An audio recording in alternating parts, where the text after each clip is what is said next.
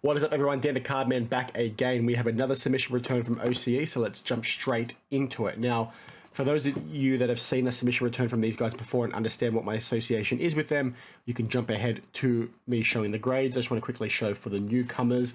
Basically, this is the box they send it in. They send you back your card savers, which is pretty cool.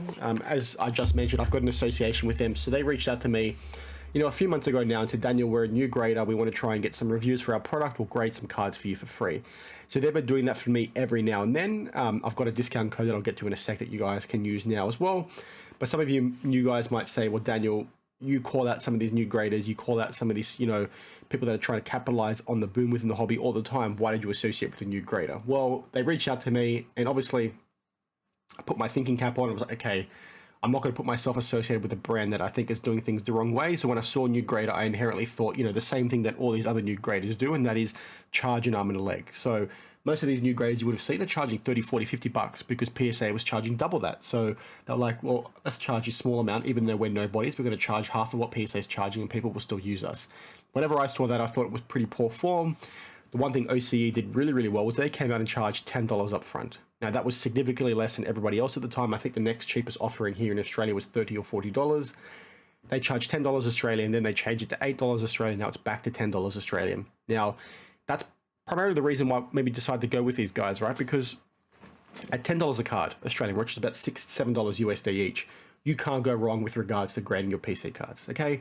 You're not going to submit something to these guys that is worth a fortune. You're not going to submit something to these guys that you expect to flip and make big money. That's what PSA is for. That's what these top graders are for. But if you want to get PC stuff to put on your shelf like I've done over there, you can't go wrong for $10 Australian. It's freaking peanuts, right? Not to mention their service has been pretty good for me thus far, as has their grades that they've offered as well. Now, I think at that price point, you really can't go wrong. I've had a few people that have seen my videos, especially from the US, that have submitted to these guys and had good results.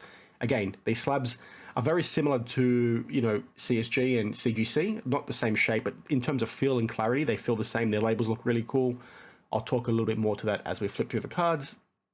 That's essentially why I went with them, right? Because they're not trying to extort their customers. So many of these new graders tried to do that. So at that price point, you really can't go wrong with PC, right? If you expect more than that, you expect to make money, then you're doing it wrong. It's purely for PC, in my opinion, because their slabs look good, their grades are fair, and most importantly, they are dirt freaking cheap. Find me another grader that charges less than these guys, and then we'll have a chat. Now, as I mentioned, there's a coupon code that you guys can use. I'll get to that in a second, but let's jump straight into it.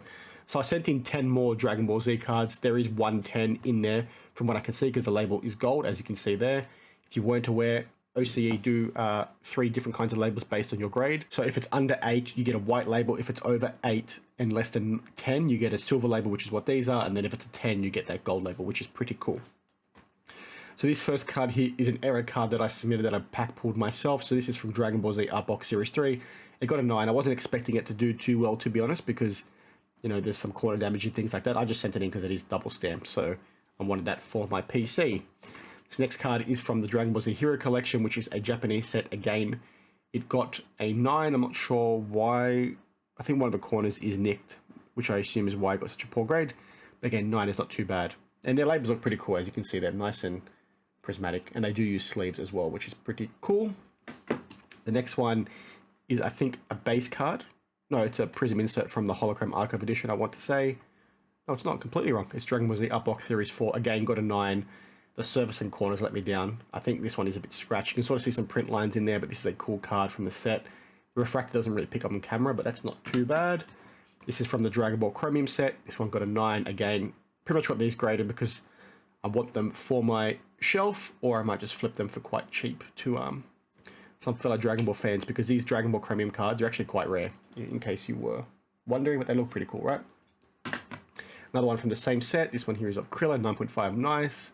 So it looks like surface and corners. Because these are chromium cards, it's a bit hard to tell, but you can sort of see how there's a bit of texture, like on the floor, you can see those lines. They scratch really easy because of that, but again, these are nice cards. They're very rare in terms of, I think the packs of these still sell for like $40, $50 US each. The full sets of these are incredibly expensive. It's just because they weren't released. I think they're from, it says on there, 1995. So they obviously didn't last too long here in the States, even here in Australia, actually. I don't know why I said here in the States, because I'm not in the States. From the same set, once again, another Shenron. Again, pretty cool looking cards. The texture on these doesn't pick up too well on camera, but in person they look phenomenal. Now this next set is from 2000. It is the Holochrome Archive Edition set. 9.5, nice one there, a free. So that's a pretty cool looking card. I was hoping this would get a 10. So this is also a chromium card. So this was their first crack at that. So they're both made by Artbox. This one here, you can sort of see, it has the same sort of textured background. Now this card has less texture compared to some of the other ones, but the only difference is they've put a rainbow refractor on the background instead of just having it plain like that one is. This one might be a bit more textured there, you can see. So this one got a 9, unfortunately. The surface and centering was quite poor. As you can see there, the Dragon Ball Z logo is quite off, but you can sort of see the texture in the background there. And again, the camera doesn't do it justice, but the texture in the rainbow refractor on these, it honestly looks phenomenal. So very happy with that.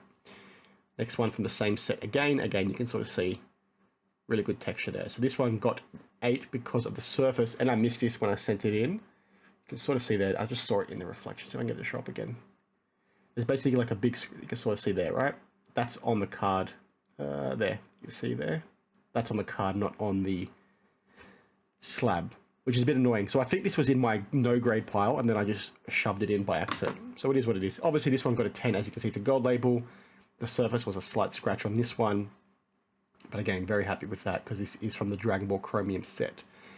Now, in case you stuck around, I appreciate you. To give you some context, so I have a coupon code DAN10OCE. I'll put it down in the description below.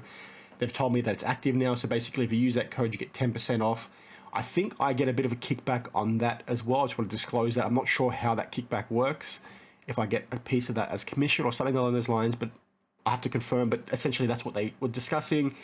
So if you want cheap cards for your PC, go ahead and use these guys. I think their slabs look really, really good. As you can sort of see, they are nice and clear. Their labels look good. They're nice and hard, not easy to crack open, at least from what I've seen. I haven't tried to sort of crack them open myself. But if you want to get something cheap for your PC, I don't think you can go wrong with these guys. Like, considering, you know, a one touch costs about $4 to $5 USD. This is only, you know, a couple dollars more. In my opinion, this is sort of the way to go. Again, not telling you to use it because I do have an affiliation, so please don't pretend that, or don't assume that I'm trying to shove it down your throat, but I think it's pretty cool. I will keep doing my submissions on a monthly basis, but for here in Australia, these are the guys that I plan to continue using for my PC stuff. You know, obviously, if you want to get a big return on your cards, you want to send them to, you know, PSA or BGS or SGC, but, you know, outside of that, like, come on, guys.